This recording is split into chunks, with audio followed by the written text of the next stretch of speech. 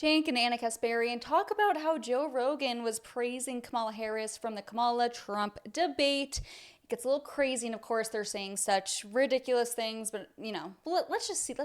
Let the idiots speak for themselves. By the way, thank you so much for watching Bring the Asteroid. Make sure you like today's video. Subscribe to this channel. Go check out my personal channel where I'm a little bit crazier and my opinions are definitely way more harsh and opinionated. And I don't know, I'm more annoying on that channel. But I post once or twice every single day there, so go check it out, Isabella Moody, and we'll get right into it. Let me tell you, before I say anything, I just want to say, whoever's helping her, whoever's coaching her, whoever's the puppet master running the strings, you did an amazing job. She did a great job. They did an amazing job from the moment Biden drops out, forcing Biden to drop out. Right, whatever they're doing, whoever's writing those speeches, getting her to deliver them, coaching her, she's nailing it. During a recent episode of the Joe Rogan Experience, he offered some props to Kamala Harris and the way she's been campaigning, and even couldn't stop gushing about her, Cenk. Yeah, so I'm going to do a declaration about Joe Rogan a little bit later, and that ought to be interesting. But I also want you to know, this is his analysis. It doesn't necessarily mean he's going to vote for her. But let's give you more first. All right, so let's watch more of what Rogan had to say and why he thinks that she actually won the debate against Donald Trump. See, the difference in that debate was not a difference in like who's going to have better policies, who's going to be better for the country. The difference in the debate, in my opinion, was who was better prepared. She was way better prepared. And even when it came to answering tough questions, instead of answering, she would just say things that she believes.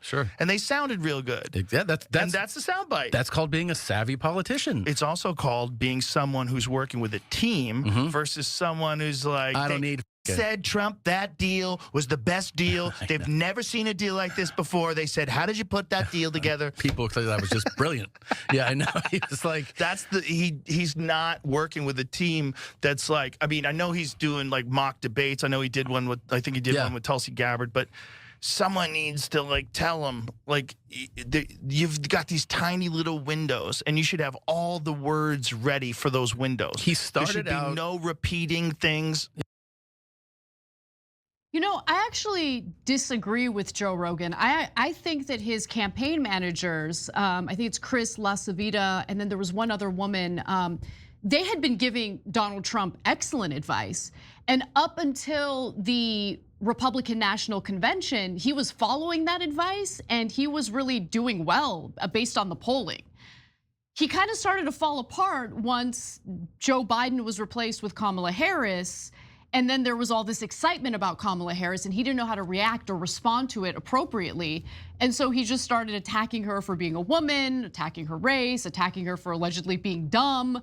And so all of that stuff, I think, ended up working against Donald Trump. And then he decided to double down with insane rumors about Haitians eating cats. Like all of that stuff has only gone to hurt him. And I would venture to say that his campaign managers did not want him to go in that direction. Oh, of course not. No, the patient zero is Trump.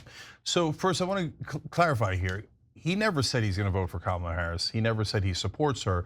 In fact, if you listen carefully, he says whoever's pulling her strings, which is not exactly a compliment, right, is doing a great job. And he said that she didn't answer some of the questions. She just went to a talking point that sounded really good.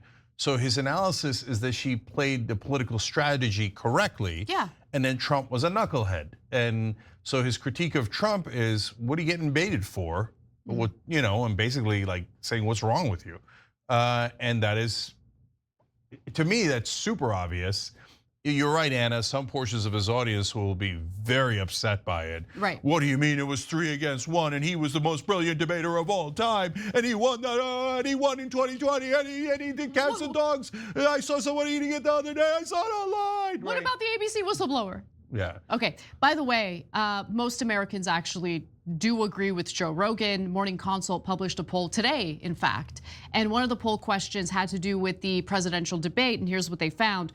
Roughly 6 out of 10 likely voters who watched the ABC News debate, 61% said the vice president was the winner. Around 1 in 5 Republicans reached the same conclusion. About 33% of likely voters surveyed said that Trump, the GOP nominee, won the showdown. So in other words, the majority of Americans agree that Harris won the debate. And it is something that, some Republican voters and some Trump allies in Congress are very salty about and in denial about. Yeah, that's about a half a dozen polls, not just that one. They all show similar numbers, all about a 2-to-1 victory for Kamala Harris. By the way, Trump won the first debate in a similar margin, even a little larger margin, and that's because Americans have the thing that partisans don't have, which is eyeballs. We could actually see the debate, and we have ears too. We could hear the debate.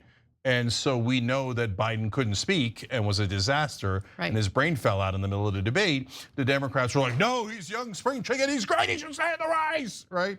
And now the Trump people are like, he was great, he was 3-1, and he was heroic. No, his brain fell out. They're eating cats and dogs, they're executing babies. He sounds like an idiot. He refused to prepare. No matter who was coaching him, he won't listen. And then he has the temerity to call Kamala Harris stupid. Well, you're the one who got easily baited into every trap, as Rogan pointed out. So who's the dumbass now, Trump? So let's go back to Rogan, because I actually was unaware that this was not the first time that he had complimented Kamala Harris.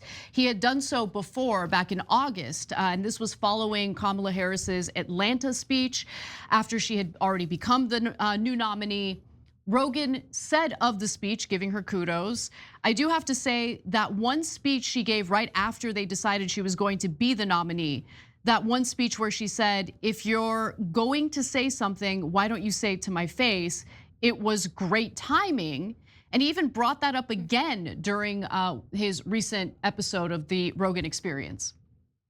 She nailed that one speech. She's like, say it to my face. Oh, yeah, Everybody's cheering. Yeah, she nailed it, dude. Okay, Rogan called it a banger of a speech, but also theorized that Harris has been heavily coached. The vice president has taken some criticism for not doing media hits since moving to the top of the Democratic Party's ticket. Rogan predicted she may not hold up as well in a debate with the off-the-cuff Trump. That is what he said before the debate happened. Then the debate happened, and you just heard what his commentary was about that. So I'm about to get to my major declaration. Go, Cenk. Okay, but first, she's heavily coached. Of course, all the politicians are heavily coached, -1, and that's Donald Trump. He makes a good case for why you should be heavily coached, right? I don't know about heavily, but. Oh my God, give me a break, Cenk, give me a break. We're sick and tired of the scripted politicians, but yes, I guess a little coaching is probably good, so whatever. Brother, take a little coaching. So when she mentioned rallies, she's baiting you, dum-dum. All right, so the major declaration about Joe Rogan. He's honest, and that makes a huge difference. So I got super frustrated about several things that he said. The comment about gay teachers is what set me off a long time ago. There's a bunch of things that he said that greatly frustrate me. No, I don't agree that ivermectin's a great, solution for COVID for human beings. But having said that, I'll take honest over dishonest every day, all day. So respect on that one. So he knows to some degree that his portions of his audience that are right wingers will get livid about this. Any criticism of Donald Trump, they're the most easily triggered people on planet Earth. They'll demand a safe space and they'll cry and cry and whine and whine. And he knows he's gonna get hit with a significant blast of that. And time again, whether we agree or disagree with him, he says his actual opinion. That is true. The MAGA cult is real. If there's ever any pushback or criticism of Trump, it's like you're a traitor, whatever. People attack you. So he's kind of right there. These people are emotional and they do get triggered. But yeah, let me know what you guys think in the comments below. I'll see you guys next time. Bye.